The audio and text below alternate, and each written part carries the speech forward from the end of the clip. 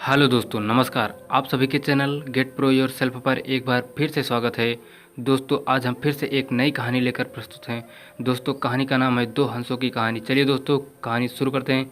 लेकिन दोस्तों, उससे पहले आपको बता देना चाहते हैं कि कहानी देखने से पहले वीडियो को लाइक कर देना और चैनल को सब्सक्राइब कर देना, जिससे कि आने वाली सभी वीडियो का नोटिफिकेशन आपको आसानी से मिल सके और वीडियो को आसानी से देख सकें। चलिए दोस्तों, वीडियो स्टार्ट करते हैं। Let's begin start the video. Mansarovar आज जो चीन में स्थित है, कभी ठमानस सरोवर के नाम से विश्वविख्यात था और उसमें रहने वाले हंस तो नीले आकाश में सफ़ेद बादलों की छटा से भी अधिक मनोरम थे। उनके कलरव सुंदर नर्तकियों की नुपुर ध्वनियों से भी अधिक सुमधुर थे। उन्हीं सफ़ेद हंसों के बीच दो स्वर्ण हंस भी रहते थे। दोनों हंस बिल्कुल एक जैसे दिखते थे और दोनों का आकार भी अन्य हंसों की तुलना में थोड़ा बड़ा था। दोनों समान रूप से गुणवान और शीलवान भी थे। फर्क था तो बस इतना कि उनमें एक राजा था और दूसरा उनका वफादार सेनापति था। राजा का नाम धृतराष्ट्र था और सेनापति का नाम सुमुख था। दोनों हंसों की चर्चा देवों, नागों, यक्षों और विद्याधर ललनाओं के बीच अक्सर हुआ करती थी। कालांतर में मनुष्य योनि के लोगों को भी उनके गुण सौंदर्य का ज्ञान होने लगा। वाराणसी नरेश ने जब उनके विषय में सुना तो उसके मन में उन हंसों को पाने की प्रबल इच्छा जागृत हो उठी। तत्काल उसने अपने राज्य में मानस सदस्य एक मनोरम सरोवर का निर्माण करवाया, जिसमें हर प्रकार के आकर्षक जलीय पौधे और विभिन्न प्रकार के कमल जैसे पद्म, उत्पल, कुमुद, पुंडरीक, सौगंधिक, तमरस और कहलर विकसित कराए। मत्स्य और जलीय पक्षियों की सुंदर प्रजातियां भी वहां बसाई गईं। साथ ही राजा ने वहां बसने वाले सभी पक्षियों की पूर्ण सुरक्षा की घोषणा करवाई, जिससे दूर दूर से आने वाले पंछी स्वच्छंद भाव से वहां विचरण करने लगे। एक बार वर्षा काल के बाद जब हेमंत ऋतु प्रारंभ हुआ और आसमान का रंग बिल्कुल नीला होने लगा, तब मानस के दो हंस वाराणसी के ऊपर से उड़ते हुए जा रहे थे। तभी उनकी दृष्टि राजा द्वारा निर्मित सरोवर पर पड़ी।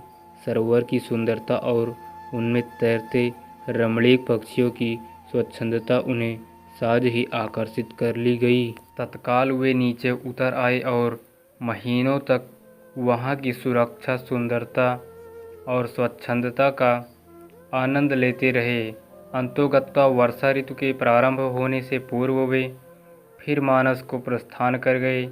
मानस पहुंचकर उन्होंने अपने साथियों के बीच वाराणसी के कृत्रिम सरोवर की इतनी प्रशंसा की, सारे के सारे हंस वर्षा के बाद वाराणसी जाने को तत्पर हो उठे। हंसों के राजा युधिष्ठिर और उसके सेनापति सुमुख ने अन्य हंसों की इस योजना को समुचित नहीं माना।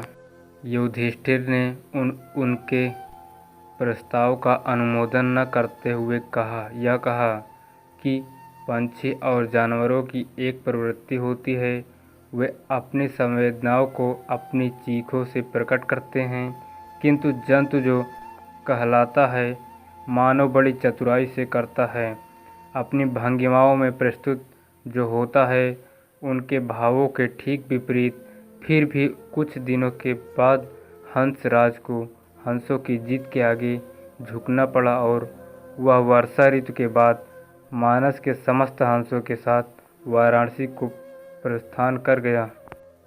जब मानस के हंसों का आगमन वाराणसी के सरोवर में हुआ और राजा को इसकी सूचना मिली, तो उसने एक निषाद को उन दो विशिष्ट हंसों को पकड़ने के लिए नियुक्त किया।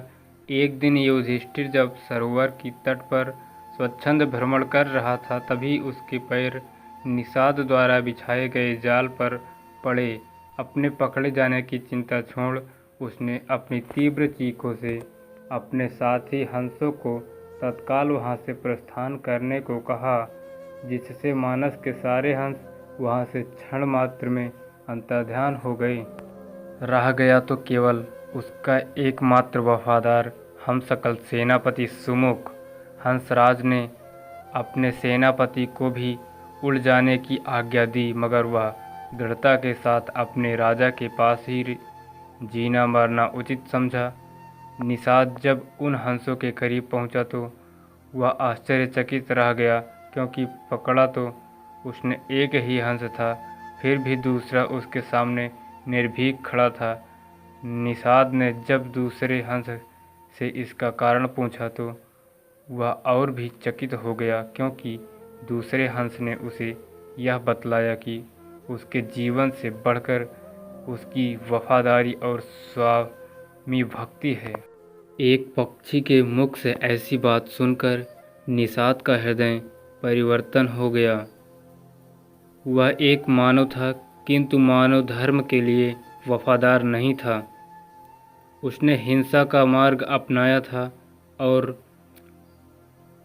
प्राणातिपात के अपना जीवन निर्वाह करता था। शीघ्र ही उस निषाद ने अपनी जागृत मानवता के प्रभाव में आकर दोनों ही हंसों को मुक्त कर दिया। दोनों हंस कोई साधारण हंस तो थे नहीं। उन्होंने अपनी दूरदृष्टि से यह जान लिया था कि वह निषाद निस्संदेह राजा के कोप का भागी बनेगा। अगर निषाद ने उनकी जान बख्शी थी तो उन्हें भी निषाद की जान बचानी थी। अतः तत्काल वे निषाद के कंधे पर सवार हो गए और उसे राजा के पास चलने को कहा। निषाद के कंधों पर सवार होकर जब वे दोनों हंस राज दरबार पहुँचे तो समस्त राज दरबारी गण चकित हो गए। जिन हंसों को पकड़ने के लिए राजा ने इतना प्रयत्न किया था, वे स्वयं ही उसके पास आ गए थे। विस्मित राजा ने जब उनकी कहानी सुनी तो उसने तत्काल ही निषाद को राजदंड से मुक्त कर दिया, पुरस्कार से सम्मानित किया। उसने फिर उन ज्ञानी हंसों को आतिथ्य प्रदान किया तथा उनकी देश नाव को राज दरबार में सादर सुनता रहा। इस प्रकार कुछ दिनों तक राजा का आतिथ्य स्वीकार कर दोनों ही हंस पुनः मानस को वापस लौट गए। दोस्तों, आज की कहानी कैसी लगी कमेंट करके ज़रूर बताएं। अगली कहानी के साथ फिर से मिलेंगे, तब तक के लिए जय हिंद जय भारत। और कहानी अच्छी लगी हो तो वीडियो को लाइक कर देना। इसी के साथ कहानी समाप्त होती है। अगले वीडियो में फिर मिलेंगे। जय हिंद जय भारत, नमस्कार, वंदे मातरम।